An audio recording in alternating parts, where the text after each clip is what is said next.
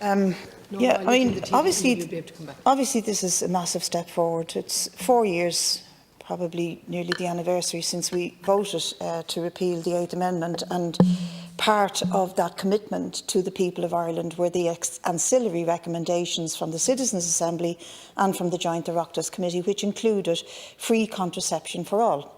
So we waited 4 years and now we're rushing this through, and I accept the points that have been made. It is a shame that we're rushing this through with that particular clause contained in it.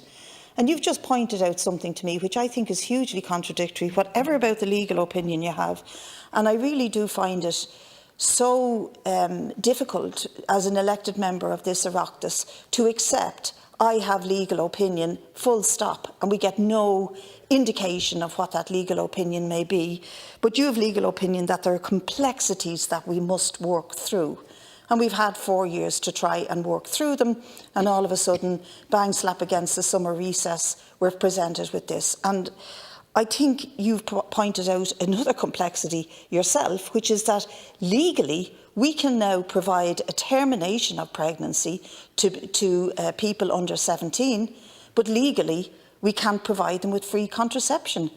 I feel like saying, what was the point of sitting for hours and hours in committee rooms discussing with witnesses, some of them who came from abroad, how important it was to have free contraception and non-ethos-based sex education to reduce crises pregnancies, particularly among the younger cohort who are sexually active.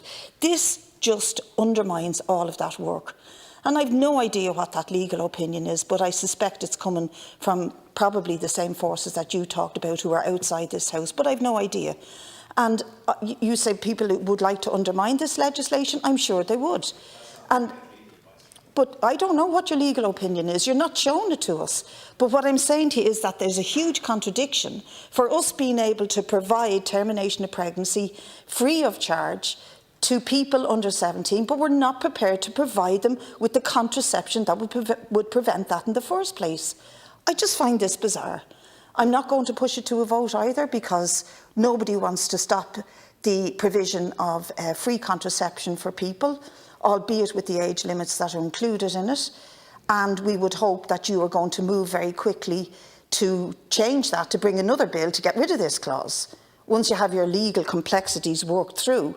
But it's totally unsatisfactory, Minister. And you keep repeating you're in favour of lowering it, but you're not going to do it. And I just find this whole conversation kind of bizarre, because your answers are not satisfactory. Why did you explicitly put it in? We still don't know the answer to that. And this has huge implications for a very vulnerable cohort of people, but also for younger people who can ill afford to pay for contraception.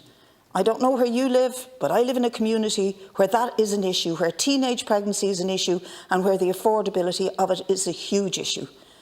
But going to the doctor, buying the whatever form of contraception it is, it's a huge issue for a certain class of people. It's a huge issue for vulnerable people, for migrant young people. And we're just throwing the baby out with the bathwater. So I think it's disgraceful. Albeit that we're put in a position now that to vote against it would make us look absolutely regressive.